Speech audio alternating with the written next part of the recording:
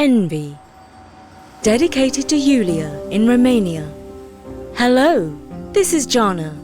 I'm here with the first of a two-part story set on the Greek island of Crete. It's a special story for Bertie and me. We actually wrote it on location.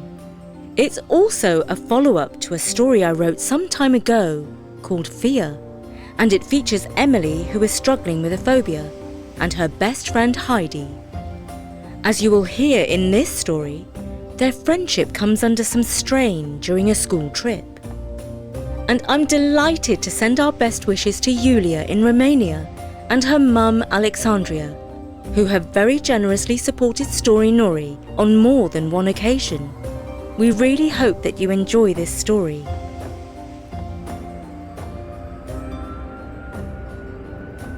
Emily was in a state of awe as the aeroplane's engines revved up, ready to get spinning along the runway.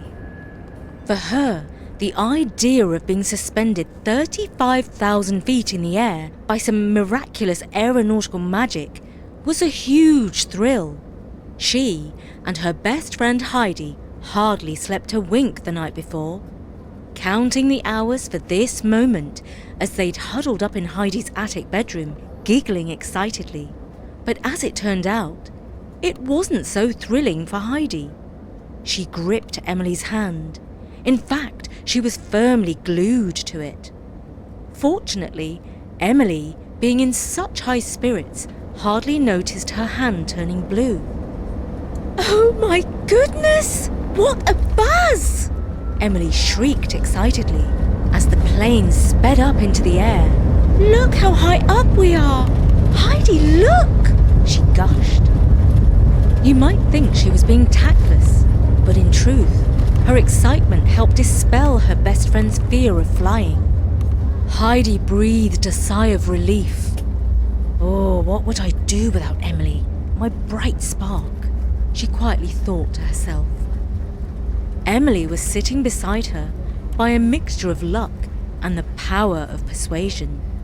They were going on a school trip to the island of Crete, but it was really only meant for the handful of students who were studying ancient Greek. After 2 terms, a boy called Charlie could not stand any more Greek declensions, and so he switched to Spanish.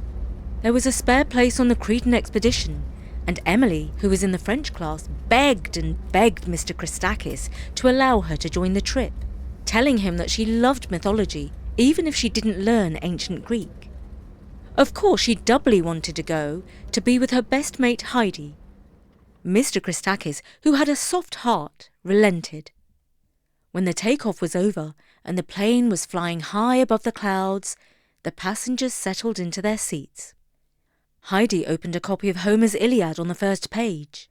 The ancient epic poem of the Trojan War was far in advance of what the class was learning, but she was determined to puzzle it out with the help of her Homeric dictionary. Meanwhile, Emily was reading an exciting novel featuring the Greek gods who were hanging around in the modern world, still carrying on ancient grudges and fighting secret supernatural battles. After 3.5 hours of flying, they touched down with raucous applause at Hania Airport on the island of Crete. The terminal was far less hassle than London's Gatwick had been, and soon the exuberant children were travelling in a minibus, driving past the majestic Aegean Sea.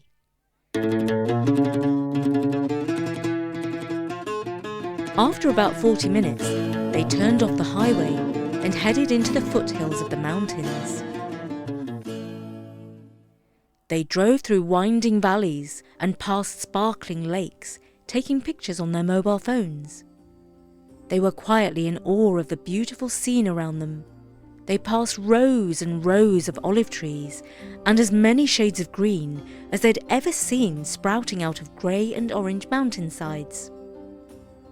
Every so often, modernity intruded amid the ancient landscape with giant solar panels or wind turbines perched on peaks. But nothing could manage to be ugly here. It was all bathed in crystal clear sunlight that made everything cheerful. Even concrete houses that were only half built, or stone cottages that had half tumbled down. The airline had only served tasteless food at rip-off prices, and so of course the kids were ravenous. They were delighted when the minibus pulled up outside a row of tavernas. They looked appealing as they were situated alongside some antique fountains that bubbled with mountain spring water. An appetizing, rich, smoky smell of burnt olive wood and roast meat scented the air because the food was cooked over a fire on the terrace.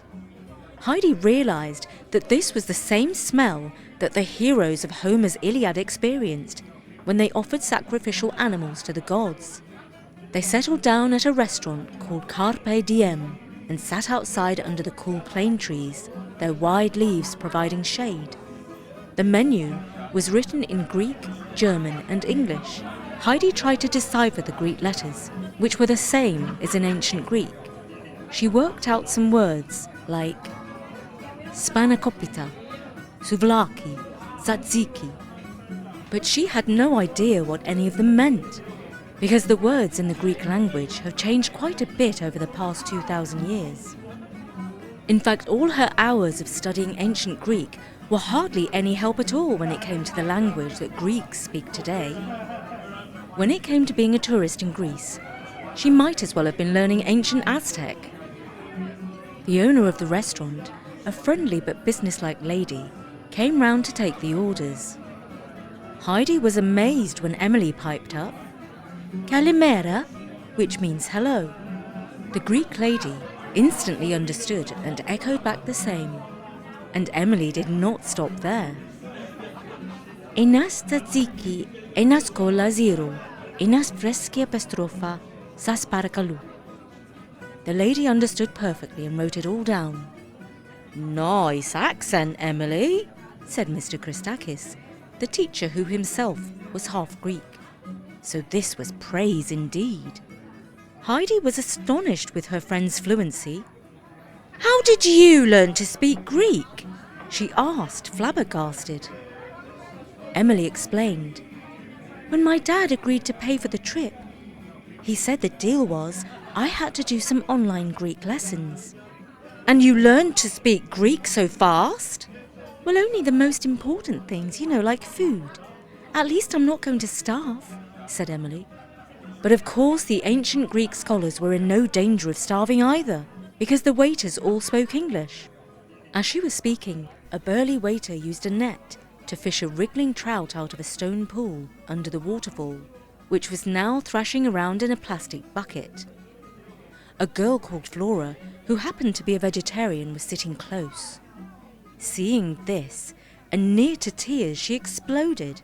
That is nothing short of barbaric, and stomped off in dismay to the further end of the table. Soon, a waiter brought a collection of starters called mezes that the kids could all share. Each little dish was more delicious than the next.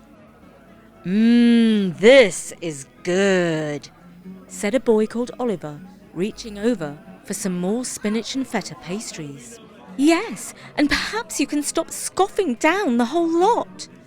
You're meant to share, you gluttonous hog, cried Emily, who was unfortunate enough to be sitting next to the greediest boy in their group. She had already watched him devour a whole basket of bread and endured his loud belches. It was made worse by some of the others laughing hysterically at Oliver's noisy eruptions. You're so rude, Oliver. Just stop it, for goodness sake. By this point, Emily and Oliver had both taken hold of a generous plate of tzatziki. As you can imagine, the tug of war inevitably ended up with a creamy mixture of Greek yogurt and cucumber flying out of their hands and landing on the stone ground. What a mess! Will you stop that? Shrieked Heidi. Mr. Christakis looked up from his plate. Heidi, keep your voice down. I've been saving myself all day for this, he said, looking down at his dish with a smile. Sorry, Mr. C, said Heidi, who actually did not feel sorry at all. After all, it was not her who had been misbehaving. It was her friends. After lunch, the minivan took them on a short trip up a windy road to their lodgings. Mr. Christakis had booked an old villa which was situated in a picturesque and traditional Cretan village. It had a lovely garden, a swimming pool, and magnificent views of the steep mountainside. The 4 girls on the trip shared a stone arch-shaped room that had probably served as a grain store in previous times. Heidi lay down on her bed, took out her phone and plugged in her earphones. She opened up YouTube and typed "Modern Greek Lessons." She was determined to catch up with Emily's useful language skills. Kalimera. Kalimera, she repeated several times back at the video of the Greek speaker on her phone, before practicing Pouini, which means "where is?" Meanwhile, Emily relaxed outside on a sun lounger and read her novel until she became bored. She decided to go for a venture around the cute garden filled with an array of colourful flowers. She was admiring the huge Cretan pots delicately arranged with aromatic herbs, such as thyme and basil, before she discovered a gate hidden around the back. Mr. Christakis had told them not to leave the villa, but she was curious to explore the little streets and did not intend to go far. In fact, she went no more than about 100 metres between the stone-walled houses before she found something interesting.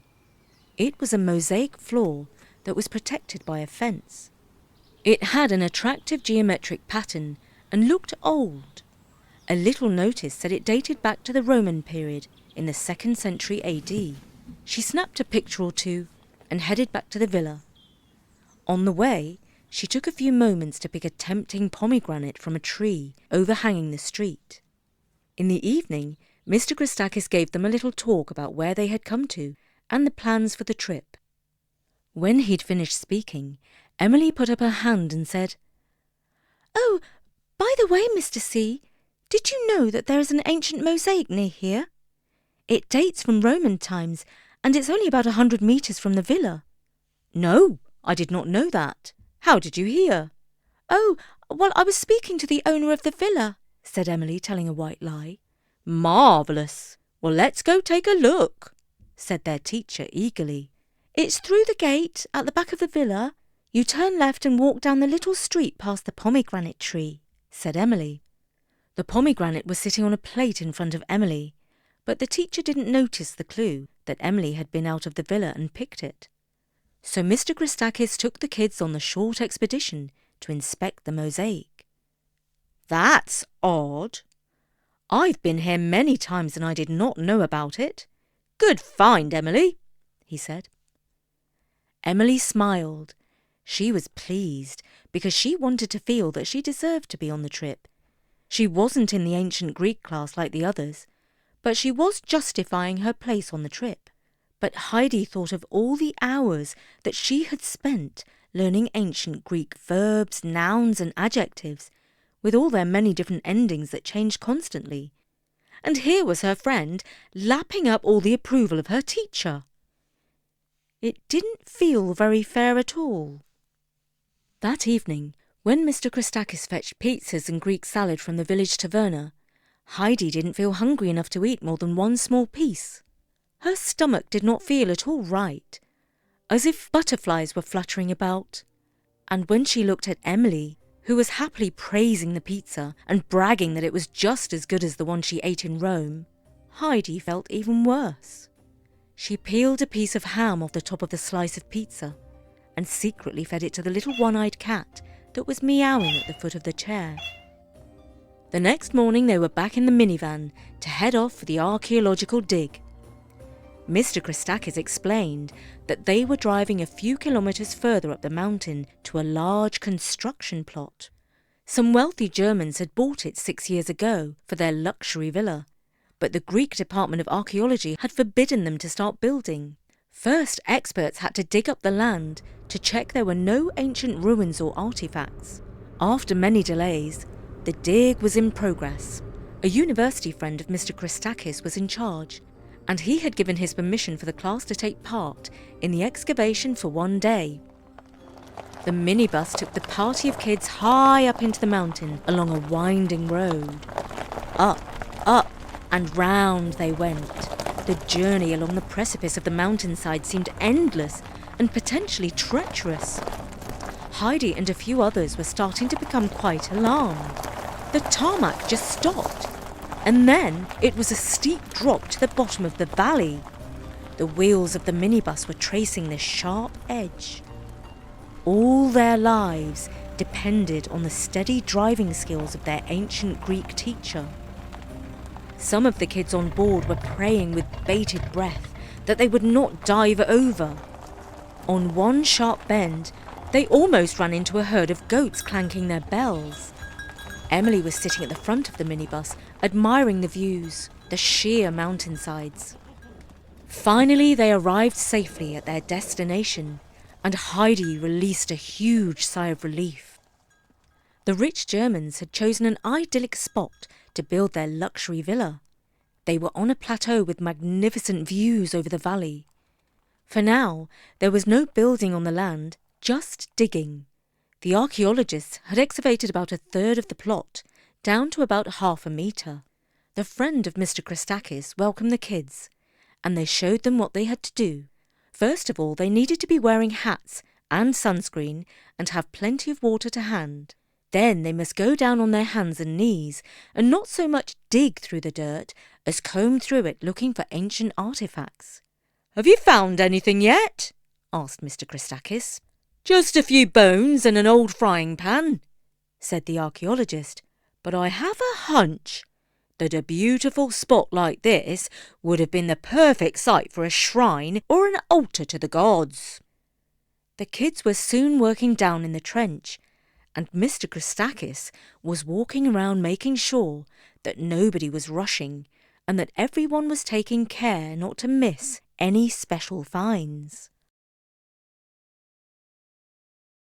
And that was the first part of Envy. What do you think?